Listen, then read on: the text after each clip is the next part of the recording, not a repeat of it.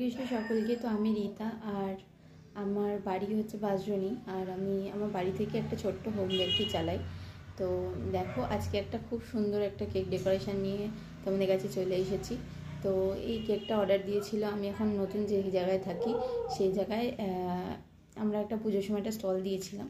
তো সেই স্টলেই একটা বাচ্চা মেয়ে এসেছিলো, তো সেই স্টলেই আমার থেকে কেক নিয়ে গেছিলো সেই সময়। তো যাই হোক, তো তারপরে এতদিন হয়ে গেছে পুজোর পরে, তো সে তার বাবা মাকে বারবার করে বলছে যে ওই দিদির নাম্বার কি নিয়ে রেখেছো, ওই দিদির নাম্বার কি নিয়ে রেখেছো, আমি ওই দিদির কেকটাই খাবো। তো যাই হোক, তো সেই বাচ্চাটা অনেকটাই ছোট আর কি।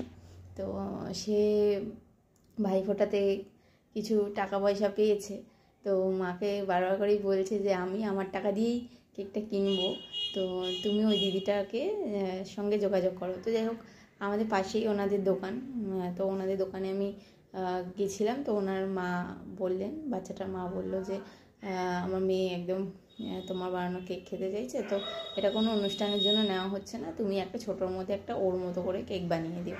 তো যাই হোক, তো এই কেকটা আমি বানাচ্ছিলাম, একদম বেন্টো সাইজের উপর ছিল কেকটা, দেখতেই পাচ্ছ। তো চকলেট ফ্লেভার ছিল, আমাকে বলে দিয়েছিল চকলেট করতে, আর ডেকোরেশন নিয়ে কিছু বলেনি, বলেছিল তুমি তোমার মতো করে দিও।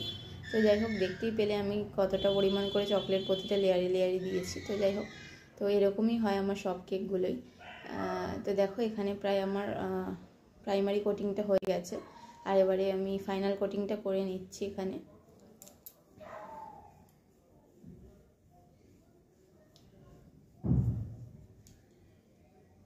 তো দেখো, আর তোমাদের যার যার জন্মদিনের কেক দরকার, আর অনেকে হয় যে অল্প কয়েকজন মিলে সেলিব্রেট করে, তো বেশি বড় কেকের প্রয়োজন হয় না, সেই ক্ষেত্রে আমার থেকে তোমরা চকলেট কেক বা যে কোনো কেক নিয়ে নিতে পারো।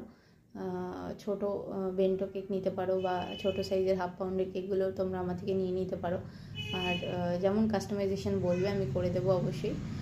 তো দেখো, তোমাদের আমি স্ক্রিনে যে নাম্বারটা দিয়ে দেবো সেই নাম্বারে তোমরা হোয়াটসঅ্যাপ করে বা কল করে বুকিং করে নিতে পারো। তো যাই হোক, এখানে কথা বলতে বলতে দেখো আমার হয়েই গেছে। ওপর থেকে কিছুটা আমি ডেকোরেশনের জন্য চকলেট গানাশ সেখানে ব্যবহার করেছিলাম। তো এটাকে স্প্রেড করে দেব। একটা জাস্ট নর্মাল একটা ফ্লোরাল কেক বানিয়েছিলাম, যেহেতু এটা কোনো আমাকে ডেকোরেশন বলে দেয়নি, তো আমি নিজের মতো যেমন মনে হয়েছে সেরকমই করেছি।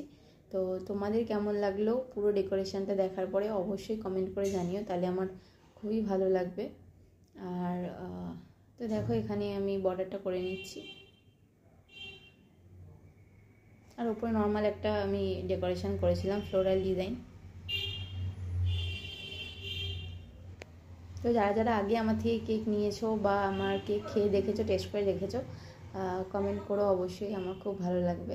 আর যারা টেস্ট করোনি তাদেরকে বলবো যে একবার হলেও আমার থেকে কেক নিয়ে টেস্ট করে দেখো, আশা করছি তোমাদের ভালো লাগবে। তো দেখো, এখানে কথা বলতে বলতে আমার কেকটা প্রায় রেডি হয়ে এসেছে। তো আমি বেশি কিছু ডিজাইন করিনি, যেহেতু বাচ্চাটা ঘরে মানে কোনো কিছু সেলিব্রেশনের জন্য না, জাস্ট ঘরে খাওয়ার জন্য নিয়েছিল। তো দেখো, এখানে আমার হয়েই এসছে। তো তোমাদের কেমন লাগলো অবশ্যই জানিও, আর সকলে ভালো থেকো। আর শীত শুরুই হচ্ছে, এখন তো কেক খাবেই সবাই, এটা জানাই কথা। তো ঝটপট তোমাদের যার যার মনে হচ্ছে অর্ডার করে দাও, আর সকলে ভালো থেকো। জয় জগন্নাথ।